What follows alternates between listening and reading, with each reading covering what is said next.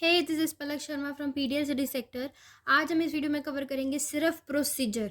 Registration के अंदर क्या प्रोसीजर हमें करना पड़ता है। रजिस्ट्रेशन किसकी? जीएसटी की रजिस्ट्रेशन के अंदर में कौन सा प्रोसीजर फॉलो करना पड़ता है।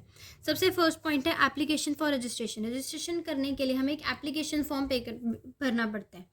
अब जो पर्सन है अगर वो लायबल है रजिस्ट्रेशन के लिए तो उसको अपना पैन नंबर, ठीक है, ईमेल एड्रेस और फ़ोन नंबर जो है वो देना पड़ता है। ठीक है, अगर पर्सन जो लायबल है रजिस्ट्रेशन के लिए उसे अपना पैन नंबर, ईमेल एड्रेस और फ़ोन नंबर देना पड़ता है। फिर ये सब जो चीज़ें उसने ये कहाँ देनी है? Part A registration form number 1। उसे ये अपना pan number, email address, phone number जो है इस part A form number 1 registration के अंदर इन्हों दिखाना होता है। ये कहाँ पे दिखाएंगे अपना सारा pan number, email address? Common portal के ऊपर। ठीक है, कॉमन पोर्टल पे अपना ये सब दिखाएंगे। फिर इन सब चीज़ों की कॉमन पोर्टल पे जब इन्होंने दिखा दिया, ये सब भेज दिया एक टाइप से, तो इन चीज़ों की वेरिफिकेशन होगी कि क्या ये सही है या गलत है। चेक किया जाएगा इन सब चीज़ों को। उसके बाद ये सब चेक करने के बाद अगर तो सही है तो फिर इनको एक रेफरेंस नंबर ग्रांट कर दिया जाएगा। ठीक है, रेफरेंस नंबर दे देंगे और उसके इस रेफरेंस नंबर को यूज़ करके उन्हें पार्ट बी को भरना है। इसी फॉर्म नंबर के पार्ट बी को भरना है। ये पार्ट बी भरने के बाद इन्हें एक सिग्नेचर करने हैं। कहाँ से? इलेक्ट्रॉनिकल सिग्नेचर करेंगे ईवीसी के थ्रू। और फिर उसके बाद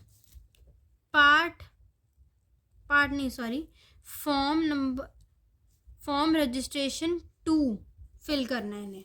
ठीक है, फॉर्म रजिस्ट्रेशन 2 इन्हें फिल करना है और फिर 30 डेज के अंदर अंदर इन्हें ये जो है लाइबल बन जाएंगे रजिस्ट्रेशन के लिए। लाइबल फॉर रजिस्ट्रेशन क्या किया हमने फर्स्ट पॉइंट के अंदर कि जब पर्सन लायबल है रजिस्ट्रेशन पे करने के लिए उसको अपना पैन नंबर, ईमेल एड्रेस और फ़ोन नंबर जो है वो कॉमन पोर्टल के अंदर, जो कि पार्ट ए फॉर्म रजिस्ट्रेशन 1 के अंदर है, वहाँ पे अपना सबमिट करना होगा। फिर ये PAN number, email address, phone number, इन सब की वेरिफिकेशन होगी और इन्हें रेफरेंस नंबर ग्रांट कर दिया जाएगा in part B form registration 1 के अंदर। ठीक है, और वहाँ पे इन्हें एक एप्लीकेशन भरना है जिसमें इन्होंने साइन करना है ईवीसी, इलेक्ट्रॉनिकल के थ्रू इन्होंने सिग्नेचर देने हैं। फिर उसके बाद जब इनका वो वेरिफिकेशन हो जाएगा, मतलब एप्लीकेशन फॉर्म भी भर देंगे, तो ये फॉर्म रजिस्ट्रेशन 2 फिल करेंगे और 30 डेज़ के अंदर अंदर ये लायबल हो जाएंगे रजिस्ट्रेशन के लिए। ठीक है, एक बार रीड करते हैं हमने इसके अंदर क्या कवर करा है कि जो पर्सन लायबल है रजिस्ट्रेशन के लिए are required to declare PAN number, email address and phone number, part A form registration 1 common portal के अंदर। फिर एक ऑनलाइन वेरिफिकेशन होगी पैन, ईमेल, मोबाइल नंबर की। ठीक है, फिर उन्हें एक टेम्प्रेरी रेफरेंस नंबर जो है वो ग्रांट कर दिया जाएगा एप्लीकेंट को। ठीक है, और फिर उस रेफरेंस नंबर को यूज़ करके उस एप्लीकेंट ने फॉर्म पार्ट बी भरना है, इसी सेम रजिस्ट्रेशन का पार्ट बी फिल करेगा वो। फिर उसके बाद एप्लीकेशन को वो साइन करेगा, वेरीफाई करेगा इलेक्ट्रॉनिकली ईवीसी के थ्रू। उसके बाद उसे एक एक्नॉलेजमेंट फिल करनी है रजिस्ट्रेशन 2 के अंदर। ठीक है, फिर रजिस्ट्रेशन 2 के जब एक्नॉलेजमेंट फिल कर देगा तो उसे 30 डेज़ के अंदर अंदर लायबल बना दिया जाएगा रजिस्ट्रेशन के लिए। तो this is all in first point, application for registration. अब हम कवर करते हैं इसका second point, that is verification of application and approval. जब हम लोग लायबल हो गए पे करने के लिए या फिर हमने रजिस्ट्रेशन फॉर्म 2 जब भरा तो हमने वहाँ पे एक्नॉलेजमेंट दे दी, एप्लीकेशन हमारा फिल कर दिया। जब वो हमारा एप्लीकेशन हमने फिल करा और हमने भेजा आगे, तो वो एप्लीकेशन जो है वो एक प्रॉपर ऑफिसर जो होते हैं वो उसको वेरीफाई करेगा, एग्ज़ामिन करेगा कि क्या डॉक्यूमेंट्स वगैरह जो हैं वो सही हैं या नहीं है। अगर वो सब डॉक्यूमेंट्स ऑर्डर में हुए, मतलब सही हुए, ठीक है, अगर तो डॉक्यूमेंट सही हुए तो ये हमारा एप्लीकेशन देने के बाद के 3 दिन के बाद, जो हमने ये फॉर्म रजिस्ट्रेशन 2 दिया था उसके 3 दिन तक, उसके बाद 3 दिन के अंदर अंदर उसे एक रजिस्ट्रेशन जो है वो ग्रांट कर दी जाएगी अगर ऑर्डर में हुए। पर अगर ऑर्डर में नहीं हुए तो उसे 3 मतलब वैसे चेक तो वो 3 दिन में ही करेगा ना, तो 3 दिन में उसका जो रजिस्ट्रेशन है उसे कैंसिल कर दिया जाएगा। कैंसिल मतलब उसको वापस भेज दिया जाएगा, नोटिस भेज दिया जाएगा कि आपका जो ये सब है वो ऑर्डर में नहीं है। तो फिर उसके बाद जब उनको ये भेज देंगे ना, तो जो एप्लीकेंट है ना वो अपना 7 डेज़ के अंदर अंदर, मतलब ये भेजा उन्होंने 3 दिन के बाद, सपोज 5 को हमने वहाँ भेजा था, तो 8 तारीख को उन्होंने नोटिस भेज दिया। उसके बाद उसके 7 डेज़ के बाद, 8 के 7 डेज़ के बाद, मतलब 15 को उन्होंने, मतलब 15 तक वो क्लैरिफिकेशन देंगे या कोई इन्फॉर्मेशन भेजेंगे उन डॉक्यूमेंट्स की कि हाँ वो डॉक्यूमेंट्स सही हैं, उनकी क्लैरिफिकेशन देंगे या इन्फॉर्मेशन देंगे कि वो डॉक्यूमेंट्स सही हैं। ठीक है, अगर उन्होंने ऐसा नहीं भेजा तो उनका जो एप्लीकेशन है वो रिजेक्ट कर देंगे। ठीक है, और अगर उन्होंने टाइम से भेजता, मतलब टाइम के अंदर अंदर उन्होंने भेज दिया, तो फिर उनकी जो रजिस्ट्रेशन है वो उनको ग्रांट कर दी जाएगी। क्या है इसके अंदर कि जब हमने एप्लीकेशन भेजी ना अपनी यहाँ से, तो प्रॉपर ऑफिसर उस एप्लीकेशन को वेरीफाई करेगा, एग्जामिन करेगा, फिर 3 दिन के अंदर अंदर वो देखेगा कि क्या वो ऑर्डर में है या ऑर्डर में नहीं है। अगर तो वो ऑर्डर में हुए तो उन्हें रजिस्ट्रेशन दे देंगे, पर अगर वो नहीं हुए ऑर्डर में तो उन्हें नोटिस भेज देंगे। नोटिस भेजेंगे एप्लीकेंट को, एप्लीकेंट अपने 7 दिन के अंदर, मतलब उससे हफ्ते के अंदर अंदर उसने क्लैरिफिकेशन या इन्फॉर्मेशन भेजनी है कि नहीं मेरे डॉक्यूमेंट्स जो हैं वो सही ही हैं। अगर तो उसने भेज दी तो उसे रजिस्ट्रेशन हम दे देंगे, ग्रांट कर देंगे। अगर उसने नहीं भेज दी इन्फॉर्मेशन या क्लैरिफिकेशन तो उसके एप्लीकेशन फॉर्म को हम रिजेक्ट कर देंगे और उसे रजिस्ट्रेशन नहीं करवाएंगे। ठीक है, तो हमारा था सेकेंड पॉइंट। इसके अंदर हमने क्या क्या किया है? Proper officer will examine the documents and application. If in order, so within 3 working days from the date of submission of application, registration will be granted. If not in order, within 3 working days from date of submission, notice will be issued to, ये हम इतना ज़्यादा नहीं करेंगे, तो notice will be issued, अगर ये पढ़ना है तो फॉर्म 3 के अंदर होता है। फिर with in 7 working days notice applicant will furnish, notice applicant जिसको नोटिस मिला है वो अपनी क्लैरिफिकेशन इन्फॉर्मेशन डॉक्यूमेंट्स भेजेगा इलेक्ट्रॉनिकली रजिस्ट्रेशन 4 के अंदर, अगर याद करना हो तो। फिर इफ़ क्लैरिफिकेशन, अगर तो क्लैरिफिकेशन जो उसने भेजी है वो सही हुई तो उसको हम ग्रांट कर देंगे। ठीक है, 7 दिन के बाद। पर अगर वो नहीं हुई रिस्पॉन्स, या फिर उसने अगर ऑर्डर में नहीं हुई या फिर उसने रिस्पॉन्स ही नहीं भेजा, तो हम उसके एप्लीकेशन को रिजेक्ट कर देंगे। तो हमारा है सेकेंड पॉइंट के अंदर। अब करते हैं हमारा थर्ड पॉइंट, जो कि है, अब हमने क्या किया था कि अगर अप्रूवल हो गया उसका तो उसे रजिस्ट्रेशन ग्रांट कर दी जाएगी। रजिस्ट्रेशन ग्रांट करने के बाद प्रॉपर ऑफिसर जिसने वो सब एग्जामिन करा था वही ऑफिसर उन्हें एक सर्टिफिकेट इशू करेगा रजिस्ट्रेशन का। ठीक है, सर्टिफिकेट इशू करेगा रजिस्ट्रेशन का और उसको प्रिंसिपल प्लेस दिखाएगा,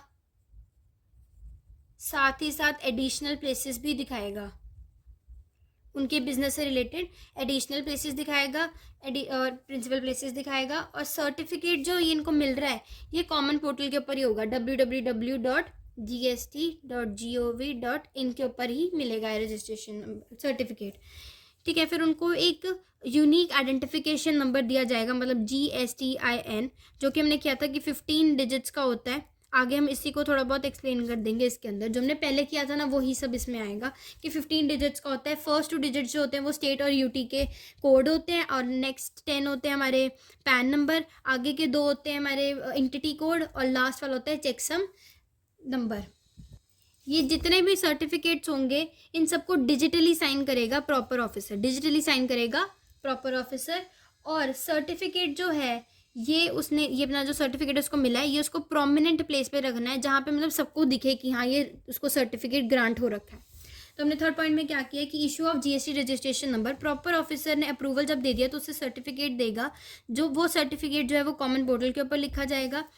प्रॉपर ऑफिसर उनको प्रिंसिपल प्लेस और एडिशनल प्लेस दिखाएगा और GSTIN उन्हें ग्रांट कर दिया जाएगा। और हर सर्टिफिकेट जो है वो डिजिटली साइन करेगा प्रॉपर ऑफिसर, साथ ही साथ हमने ये सर्टिफिकेट जो है वो प्रोमिनेंट प्लेस पे डिस्प्ले करना है। ठीक है, नेक्स्ट पॉइंट है हमारा इफेक्टिव डेट ऑफ रजिस्ट्रेशन। क्या होता है कि जब एक पर्सन ने अपना बिजनेस स्टार्ट किया, ठीक है, तो भी ठीक है बिजनेस स्टार्ट करा, उसके 30 डेज़ के बाद, मतलब जब वो लायबल हुआ अपना रजिस्ट्रेशन पे करने के लिए, उसके 30 दिन के बाद उसको एप्लीकेशन मिलती है रजिस्ट्रेशन की, तो उसका इफेक्टिव डेट ऑफ रजिस्ट्रेशन जो है वो है यहाँ से शुरू हो जाती है इफेक्टिव डेट रजिस्ट्रेशन की, ठीक है। यहाँ तक वेट नहीं करती, यहीं से शुरू हो जाती है इफेक्टिव डेट ऑफ रजिस्ट्रेशन, जब वो लाइबल बन जाता है रजिस्ट्रेशन पे करने के लिए। फिर हमारा नेक्स्ट पॉइंट है 5th point, registration to person requires to deduct TDS और कलेक्ट TCS। मतलब जब पर्सन रजिस्टर्ड हो रखा है, ठीक है, एप्लीकेशन फॉर्म उसको और उसको एप्लीकेशन सर्टिफिकेट भी मिल रखा है, रजिस्टर्ड भी हो रखा है और रजिस्ट्रेशन सर्टिफिकेट भी मिला हुआ है, तो फिर ना तो वो डिडक्ट कर सकता है TDS, ना ही वो TCS कलेक्ट कर सकता है, ठीक है।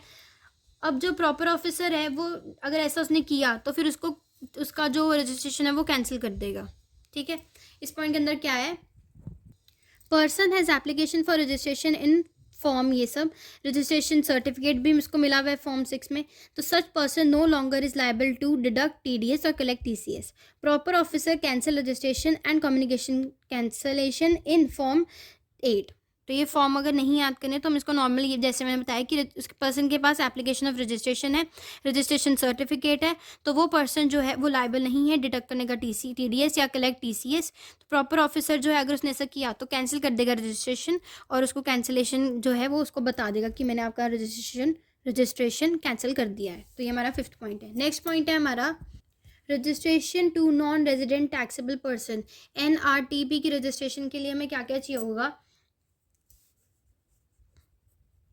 एप्लीकेशन जो है उसकी वो कॉमन पोर्टल के अंदर अपना सबमिट करवा देगा, ठीक है। एप्लीकेशन जैसे हमने पहले भी किया था, एप्लीकेशन जो है वो कॉमन पोर्टल में सबमिट करवा देगा। कॉमन पोर्टल के अंदर एप्लीकेशन सबमिट करवाने से 5 दिन पहले, मतलब बिजनेस स्टार्ट करने से 5 दिन पहले अपना passport self attested copy of passport, मतलब अपने आप ही साइन करी हुई, मतलब अपनी साइन करे हुए उसकी फ़ोटोकॉपी उन्होंने वहाँ पे जमा करवानी है, ठीक है। अगर तो जो बिज़नेस है वो आउटसाइड इंडिया है, ठीक है, इंडिया के बाहर कहीं पे मतलब इनकॉर्पोरेटेड है, तो फिर उस बिज़नेस को अपना यूनिक आइडेंटिफिकेशन नंबर दिखाना होता है, जो कि उनके कंट्री की गवर्नमेंट ने उन्हें दिया हुआ है। यूनिक आइडेंटिफिकेशन नंबर उनकी कंट्री की गवर्नमेंट ने उन्हें दिया हुआ है, वो देना होता है पासपोर्ट के साथ, ठीक है। एप्लीकेशन जो है उसकी वो साइन करता है ऑथोराइज सिग्नेटरी, उनके पास उनका पैन नंबर होना चाहिए, ठीक है।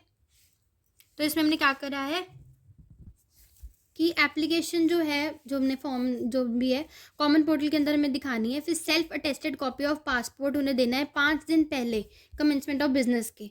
फिर वो जो अगर उनका इनकॉर्पोरेशन जो है इंडिया के बाहर हुआ हुआ है तो उन्हें एप्लीकेशन रजिस्ट्रेशन के साथ साथ सबमिट करना होता है आइडेंटिफिकेशन या यूनिक नंबर, जो कि गवर्नमेंट ने उन्हें आइडेंटिफाई किया, मतलब उस कंट्री की गवर्नमेंट ने उन्हें दिया हुआ है, उस नाम से आइडेंटिफाई करती है। तो एप्लीकेशन जो है has to be signed by the person with the who is authorised signatory of the person. Authorise signatory मतलब उसका पैन नंबर है, ठीक है, वो साइन करेगा जिसका पैन नंबर है। तो इस पॉइंट में हमने ये किया है रजिस्ट्रेशन ऑफ NRTP। हम इस वीडियो के अंदर कवर कर लिए 6 पॉइंट्स। किसके 6 पॉइंट्स करें हमने, प्रोसीजर ऑफ रजिस्ट्रेशन के 6 पॉइंट्स। सबसे पहला पॉइंट था कि हमने रजिस्ट्रेशन की एप्लीकेशन को सबमिट करना है। सेकंड था उस एप्लीकेशन को वेरीफाई करेगा, ठीक है, प्रॉपर ऑफिसर उस एप्लीकेशन को वेरीफाई करेगा और उसके लिए अप्रूवल देगा, ठीक है। उसके बाद अप्रूवल देने के बाद GST रजिस्ट्रेशन नंबर मिल जाएगा, उन्हें इशू कर दिया जाएगा। फिर हमें ये दिखाएगा कि कौन सी डेट से हम लोग रजिस्ट्रेशन के लिए इफेक्टिव थे, ठीक है। उसके बाद है कि जब हमारी रजिस्ट्रेशन हो गई तो हम TDS डिडक्ट नहीं कर सकते, ना ही TCS कलेक्ट कर सकते हैं। और अभी हमने लास्ट पॉइंट किया है कि नॉन रेजिडेंट टैक्सेबल पर्सन की रजिस्ट्रेशन कैसे होगी, ठीक है। So this is all in this video. Thank you so much for watching. Hope you like the video. If you like the video do watch the next videos too. हम next video में cover करेंगे कि 8 points हम cover करेंगे next video में। Thank you.